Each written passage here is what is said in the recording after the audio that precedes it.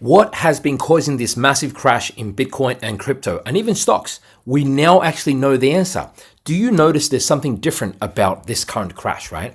Even though we've only gone down 36%, like it feels like a lot more. Look, it's only 36%. Here was 32% and here was 33%. This was back in 2024, right? Remember?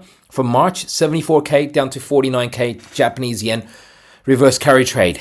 This was when Trump got elected, right? From 109K down to 74K. This was the trade tariffs crash. And now we're only 36%. Do you think this is so much worse? 32%, 33%, 36%. Why does this one feel so much worse? Well, this one feels so much worse because it didn't stop at any of the support levels, right?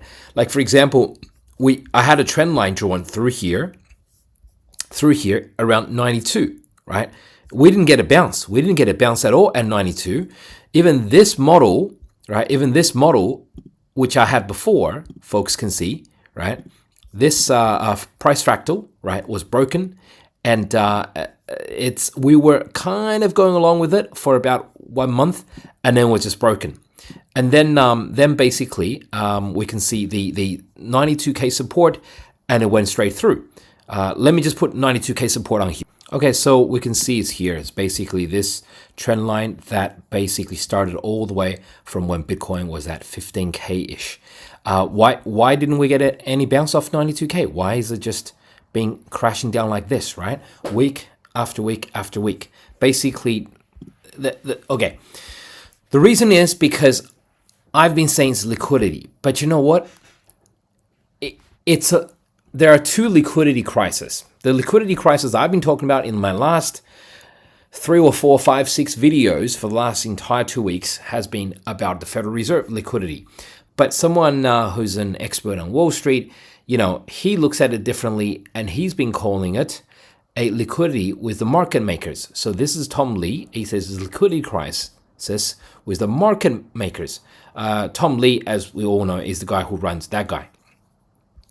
Korean-American guy who's on Wall Street, who's on CNBC all the time. And he's actually kind of, look, whatever you think of him, he's one of the first guys to call on Wall Street, to call for Bitcoin and Ethereum to have a big run. That was 5-6 years ago. And he's also the guy who's the chairman of BitMiner, right? The BitMiner treasury that's buying. They own like 3% or 5% of all ETH right now, like something like $13 billion of ETH at his peak. And he's been saying that some market makers got broken, injured, or completely screwed after this crash. Like, see, this crash on this day when price went from 123K down to 101K in 1 day. Thank you, Binance. Thank you, CZ. Right? Yeah, stuffed. They literally, really stuffed everyone. On that crash, basically, some very large market makers got broken. Like their entire holes in their balance sheet means they're insolvent right now, right? Bankrupt, technically. And so what happened then is basically they have had to just sell on these bounces and reduce their holdings, so they reduce their risks and try to get back into the black again. Try to get back into make themselves solvent again, right? So that's why they just keep on selling. So here's the thing: why is it this drop? This is the question I'm trying to answer. Why is it this drop feels different, right? We've gone from 107 to 80K without any stop, right? It's basically a 25% drop without any stop.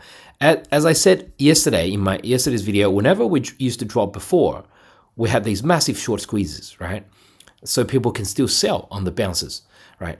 These kind of short squeezes here, it was obvious as well. You drop, short squeeze up, back to the top, right? 72K. You drop, squeeze back to the top, 70K, right? You drop, squeeze back up, 65K, right? So basically, we've had none of that so far. We've just had one straight line.